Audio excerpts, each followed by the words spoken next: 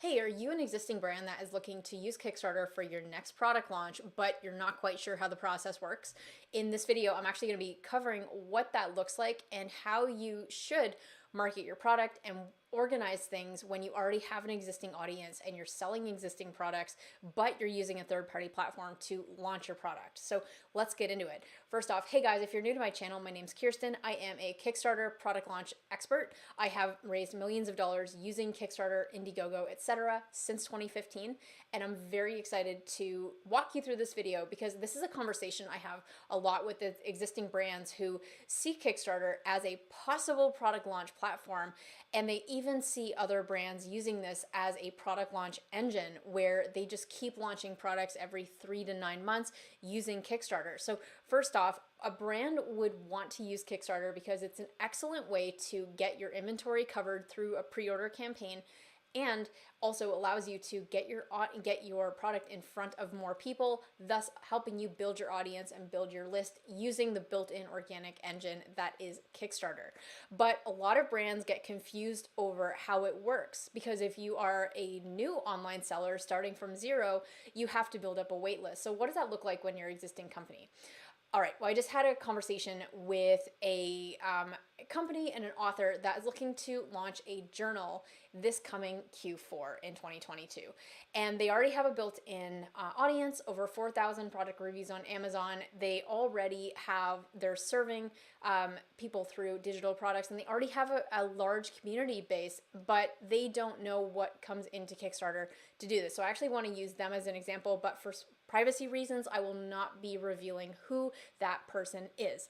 But when you have an existing audience, I always find it easier to use an example. So when we have an existing audience and you're looking to do a product launch, Kickstarter is going to be a really good platform for you, assuming that those kind of products do well. When you do a quick search of journals, etc., you can see that Kickstarter has been really good with certain publishing authors. We had founder.com actually launch a physical coffee table book. We had Best Self Co.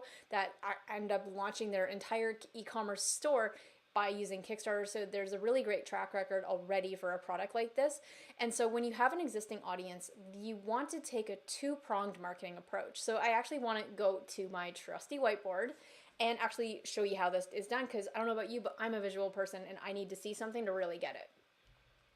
Okay, so when you are an existing brand, you have two things we need to account for. You have the new and you have the old. So you have two kinds of marketing that we have to do.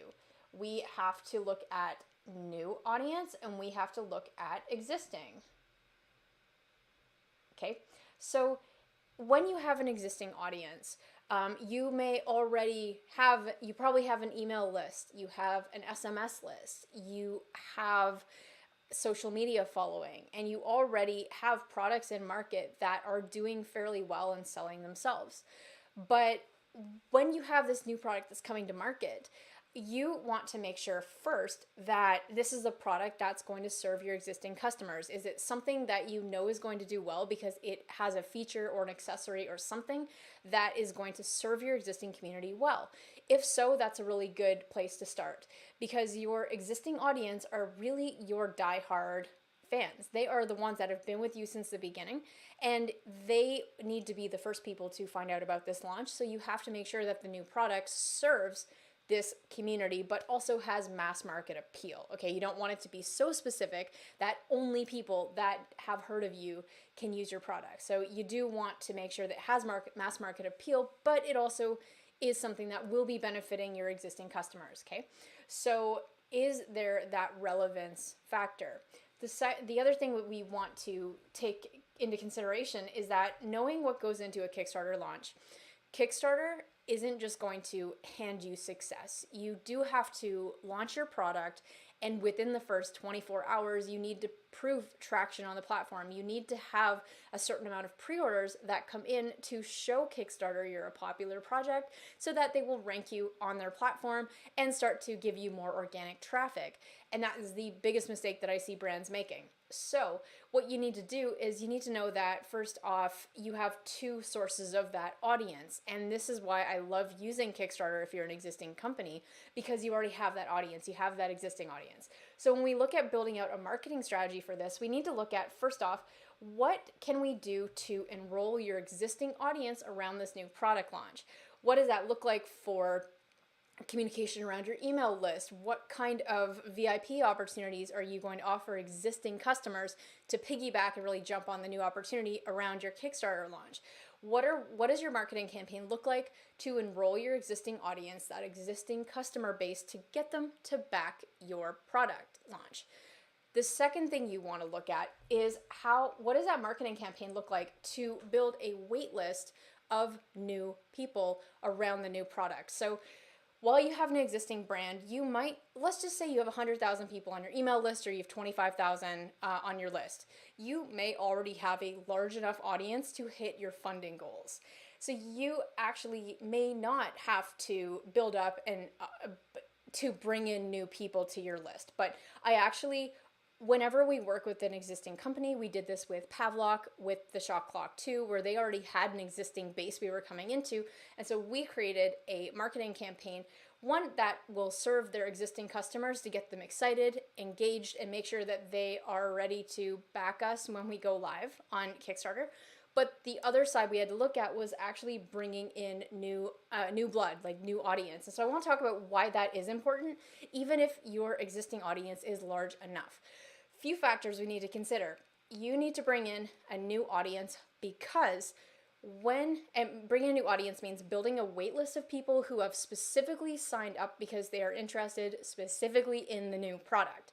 This is very important, because this new wait list that you're going to bring in is going to allow you to test your marketing message in front of a cold audience. That is super important, because the messaging that will resonate with your existing audience, who already like, know, and trust you and understand what your product does, is going to be very different from your marketing message to inform, educate, nurture someone who has never heard of your brand before, maybe has never even bought from you before. So because you're launching your product on Kickstarter, that will be using, like, the buyer's going to be in the same kind of psychology and same frame of mind as cold audience. So you need to be able to have a framework to test your headlines, your messaging, who your audiences are, the demographics, and the offer, to really get a sense of what is going to convert for you come Kickstarter.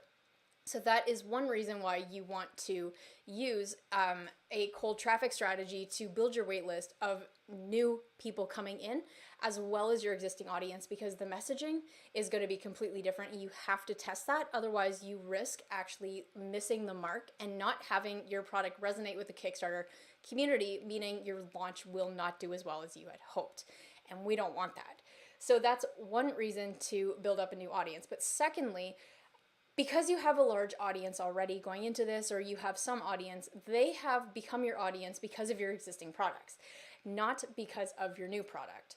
So in saying that, what you want to do is know that your conversions for the new product, if you don't segment your list and actually pull people out by, say, for example, you would write an email that says, hey, the big reveal, here's this product we're launching. If you would like more information and join that wait list, be sure to click here to get notified of future things that we're doing. And so you actually need to be pulling people out of your existing audience list to get them to put their hands up to make sure that they are actually interested in the new product, so that you're building up a secondary wait list of people who are specifically interested in the new product. And you can even gauge how well your existing audience is resonating with the new product and how well that's going to do based on their engagement with the new offer, which you can map out. You can see based on click-through rate, based on any questions that come back, based on the opt-in rate for your existing audience. So when it comes to launching your product on Kickstarter as an existing company, it is a little more complex because you're dealing with not only your existing database of people, but also testing the market on your new offer. And so that's why we want to take a two-pronged marketing approach and have two different marketing campaigns working in tandem to build up your audience a little bit more when you go to Kickstarter. But why go through all this work? Kickstarter, when done properly, can be a launch engine for your products. If you look back at some of the biggest and most successful Kickstarter campaigns, you are going to notice that if you click on the creator profile, they've actually done multiple campaigns over the last decade and have become really great things. Let me actually pull one up for you. Okay, so as an example, Nomadic Backpacks. So when you go to their Kickstarter campaign and you click on the creator profile, you can actually see that they've created 11 campaigns. And when we go through, it's actually going to link to all the campaigns that they've done over the years. So over the last decade, their campaigns have just gotten bigger and bigger and bigger as they use Kickstarter as a product launch engine. So it could be actually very favorable and very profitable when you use Kickstarter, not as a one-off product launch mechanism, but as a thing that you can go to over and over and over again.